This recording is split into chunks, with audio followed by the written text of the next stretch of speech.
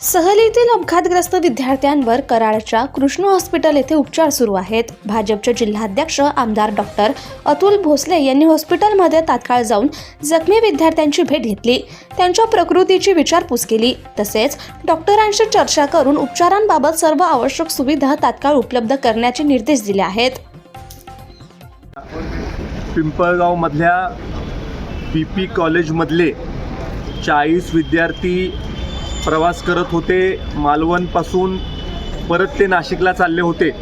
सकाळी 6:30 ते 7च्या दरम्यान कराड तालुक्यामधल्या वाठार गावाजवळचा जो NH4 रस्त्यावरचा पूल आहे तिथं अपघात घडला। अपघातामध्ये बस ही रस्त्यापासून खाली गेली। कशामुळं काय झालं याची विचारपूस आमच्या पोलीस अधिकाऱ्यांनी केलेली आहे।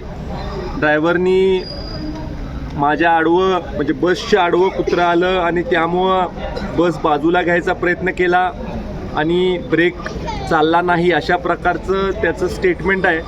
पण याच्याविषयी सखोल तपास आणि चौकशी आमचे अधिकारी करतील।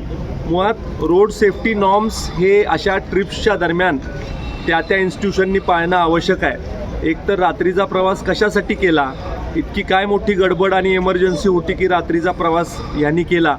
आणि दुसरी गोष्ट म्हणजे बदली ड्रायव्हर किंवा स्पेअर ड्रायव्हर जो आहे तो स्पेअर ड्रायव्हर देखील नव्हता। आम्ही सगळी माहिती घेतली।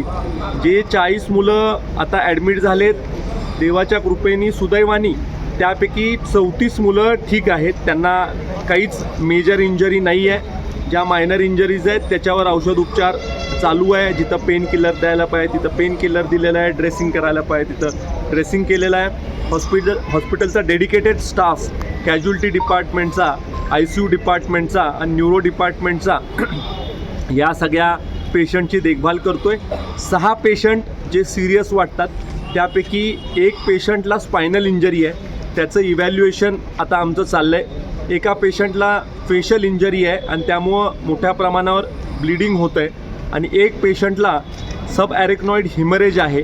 त्या बाबतीमध्ये आम्ही सगळे गांभीर्यानं त्याच्यावर लक्ष देतो आहे। डॉक्टरांची मोठी टीम या सगळ्या मुलांकडे विद्यार्थ्यांकडं लक्ष देण्यासाठी ठेवलेली आहे। हॉस्पिटल पुरेपूर मदत आणि पुरेपूर लक्ष ठेवण्याच्या बाबतीमधली भूमिका ही घेतलेली आहे आणि काळजीपूर्वक आपण या सगळ्या पेशंट्सला ट्रीट करतो आहे। मी ह्या सगळ्या आमच्या लोकांशी बोललो, हॉस्पिटलच्या मेडिकल डायरेक्टर सर असतील किंवा सगळे डिपार्टमेंटचे HODs असतील त्यांच्याशी देखील फोनवर चर्चा केली आहे, प्रत्यक्ष चर्चा केलेली आहे आणि जास्तीत जास्त आपण चांगली जी ट्रीटमेंट देता येईल ती देण्याच्या बाबतीमध्ये सूचना पण केलेल्या आहेत।